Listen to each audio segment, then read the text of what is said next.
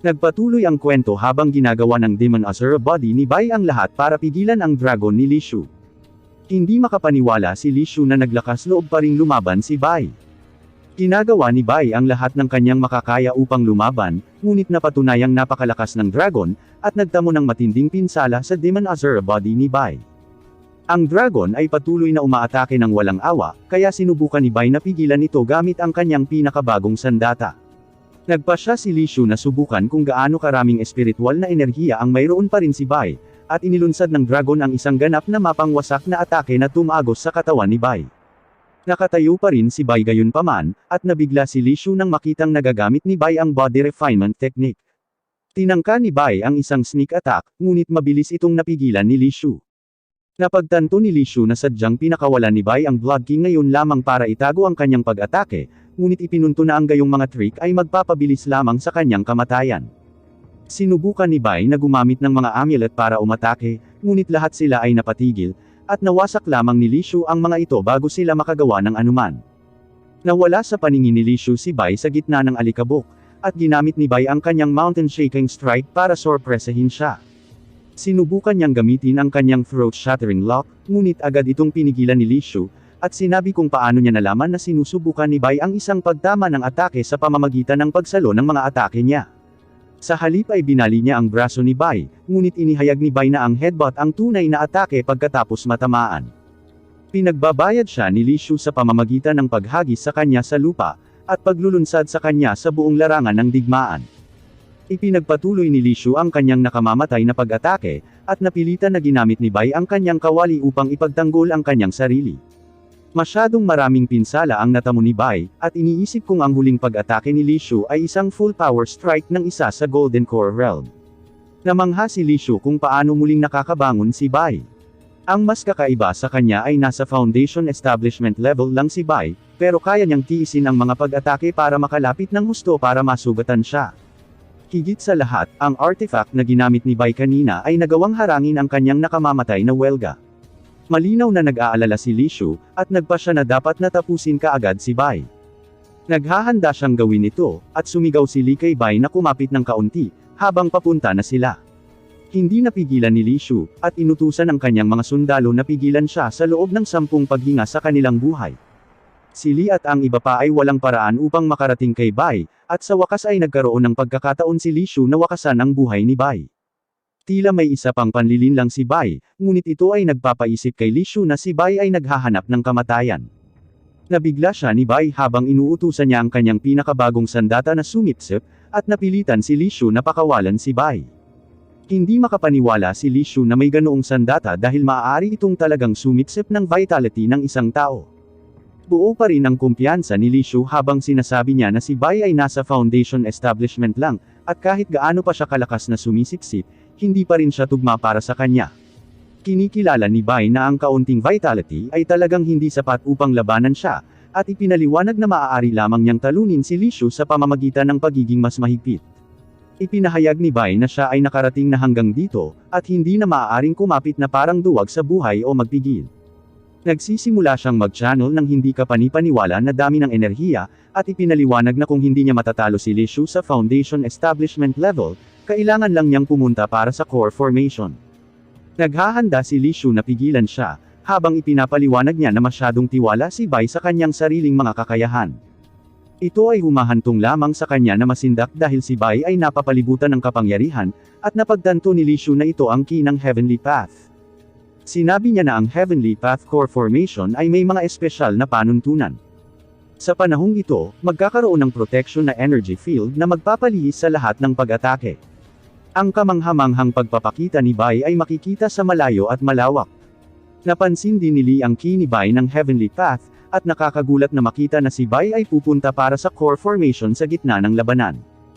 Ayon sa alamat, ang Foundation Establishment Cultivator lamang ng Heavenly Path ang maaaring bumuo ng isang tunay na Golden Core.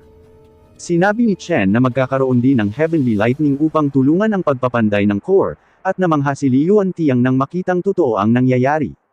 Ang higit na nakakagulat ay ang isa sa mga downstream na sektor ay may kawili-wiling individual. Ang iba pang mga patriarch ay hindi rin makapaniwala, at sinasabi na ang bilang ng mga antas ng espiritual na dagat na maaaring pagsamahin ni Bai sa huli ay magpapasya sa lakas ng kanyang Golden Core Realm.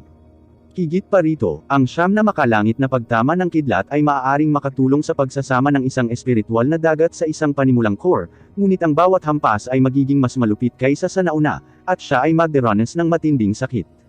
Dahil sa kanyang siyam na antas ng espiritual na dagat, kailangan niyang pagsamahin ang hindi bababa sa 6 na antas para ito ay maituturing na perpekto. Napagtanto nila na kung ang isa ay isang kumpletong Heavenly Path Golden Core ay lalabas sa kanilang sektor, kung gayon ang kanilang kinabukasan ay magagarantiyahan. Ipinaliwanag nila na sa mundo ngayon, napakakaunting mga individual kahit sa upstream na rehiyon, ay hindi makakamit ang ideal na ito. Ang Bloodstream Patriarch ay nagsasaad na kahit na si Bai ay lumabas ng 4 na antas, ay ayos lang basta makakamit niya ng ligtas ang core formation. Pinagtatawanan siya ni Li Shu na parang 4 na level lang ang magagawa ni Bai, at sa kabila ng kanyang Heavenly Path Foundation, makakagawa lang siya ng mababang core. Sinabi ni Li Shu na maghihintay siya doon, at kapag natapos na ang pagganap ni Bai, kukunin niya ang kanyang bangkay. Siya ay mas nabigla kaysa dati nang makita niyang ang lahat ng siyam na antas ng espiritual na dagat ni Bai ay biglang nagsaanib. Hindi rin makapaniwala si Li Yuantian, habang sinasabi niya na sa paghahangad ni Bai ng lakas, tinalikuran pa niya ang kanyang mga depensa para makayanan ang lightning tribulations. Ang ibang miyembro ng Sky River Court ay hindi rin makapaniwala, dahil kung magkakaroon ng pagkakataon na makuha ang key ng Heavenly Path, kung gayon ang Heavenly Path Core Formation ay nakasalalay lamang sa mga nakatagong kakayahan ng isang tao.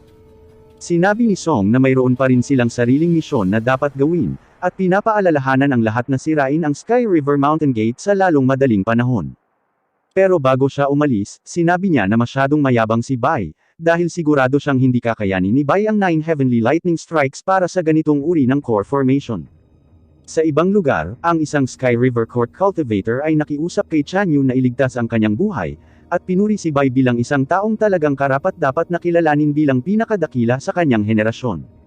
Nakakasama ito para sa lalaki habang si Chanyu ay nagalit at kinitil ang kanyang buhay habang sinasabi na siya ang pagkakatawang tao ng Sword Spirit, habang si Bai ay malinaw na isang batang taga-bayan lang. Nagmamadaling sumulong si Chanyu habang iniisip kung paano nagkakaroon ng 7 pang lightning tribulations. Imposibleng matiis sila ni Bai, at gusto niya itong masaksihan ng sarili niyang mga mata. Ipinaliwanag ng Sky River Court Grand Elder na ang iba ay hindi maaaring makagambala sa Heavenly Path Core Formation, ngunit may iba pang mga paraan upang magambala si Bai at makapag-alala sa kanya. Pagkatapos ay inutusan niya ang lahat ng mga cultivator ng Sky River Court sa Golden Core level o mas mataas na i-lockdown kaagad ang airspace sa itaas ng left bank, at alisin ang mga puwersa ng Foundation Establishment ng kaaway. Iyon lang ang ginagawa nila, at ang ilan sa river-defying sector patriarch ay nagpasya na kailangan nilang gumawa ng isang bagay ng mabilis. Maliit lang ang tsansa ni Bai na makaligtas sa lightning tribulations, kaya dapat nilang tiyakin ang kanyang kaligtasan, at kontrolin ang airspace sa itaas ng left bank. Inutusan nila ang lahat na iwanan ang lugar na ito sa kanila, at gusto nilang harangin ng mga cultivator ng Spirit Stream ang mga nascent soul cultivator ng kaaway. Pagkatapos ay ipapasa nila ang mensaheng ito kay Li hanggang ang lahat ng Golden Core cultivator ng river-defying sector ay pumunta sa pagsuporta sa mga puwersang nakikipaglaban sa airspace sa itaas ng left bank. Sa malapit, nakikita natin na siya ay nasa matinding sakit habang patuloy niyang tinitiis ang tama ng lightning tribulations. Si Li Shu ay nanunood at sinabi kung paano napakatalino ng plano ng Grand Elder. Ito ay dahil habang si Bai ay bumubuo ng isang core, ang kanilang mga cultivator sa left bank ay tiyak na magtitipon doon. Pagkatapos, ang mga puwersa ng Sky River Court ay kailangan lamang tumuon sa paghihintay sa paligid. Sumisigaw si Bai para tumakas ang mga papalapit niyang mga kasamahan sa koponan, ngunit huli na ang lahat dahil madaling namasaker sila ni Li Shu. Sa ibang lugar, nakikipaglaban si Chanyu laban sa ilang cultivator ng Sky River Court, ngunit kailangan itong iligtas. Ang kanyang mga kasamahan sa koponan ay nagtataka kung siya ay nabaliw dahil ang Sky River Court ay nag-set up ng mga ambush sa lahat ng dako, ngunit siya ay sumusugod ng walang ingat. Kinu-question nila kung gusto niyang mamatay, ngunit kinu-question lang niya kung ilang tao ang kailangang mamatay ngayon dahil sa core formation ni Bai.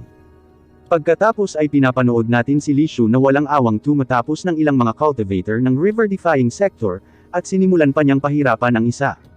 Sinabihan niya ang cultivator na ito na tingnan ang kanyang kagalang-galang na batang Patriarch Bai, na sinasabi niyang siya ang magiging haligi ng kanilang sektor. Sinabi sa kanya ni Li Shu na dapat ay napakakontento na siyang mamatay sa harap ni Bai, ngunit nakiusap si Bai na huminto siya.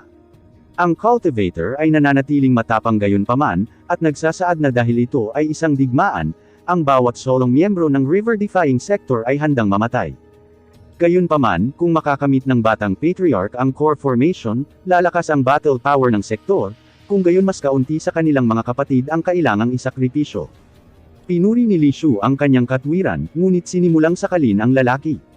Iniisip niya kung ano ang gagawin ni Bai kung pahihirapan niya ang cultivator sa harap niya, at nagtatanong kung handa ba siya para sa ganitong bagay. Nagsimulang tumulong si Bai sa cultivator, ngunit pinigilan siya ng cultivator, at sinabi kay Bai na dapat siyang magtagumpay kahit anuman ang mangyari. Kinuha ni Li Shu ang buhay ng lalaki, at nagpasya si Bai na hindi na niya hahayaang makipagsapalaran pa ang kanyang mga kasama.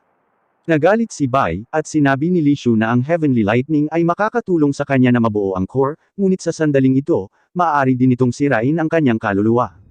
Sa panahong ito, isang kakaibang kapangyarihan ang nagsimulang lumabas mula sa dagat, at ito ay nahayag na isang Sky River Court heirloom, ang Demon Devouring Bazaar Doll. Nabigla ang lahat habang nagpapakawala ito ng malakas na sigaw na nagdudulot ng pinsala sa lahat sa paligid nito. Agad na napagtanto ng mga patriarch ang panganib, dahil sinasabi nila na isa lamang itong supreme treasure ng Sky River Court, ngunit mayroon itong kamanghamanghang kapangyarihan. Dahil isa itong supreme treasure, nagpasya sila na kailangan nila ang heirloom ng Bloodstream para labanan ito. Naglalaban ang dalawang heirloom, at malinaw na pantay-pantay ang mga ito.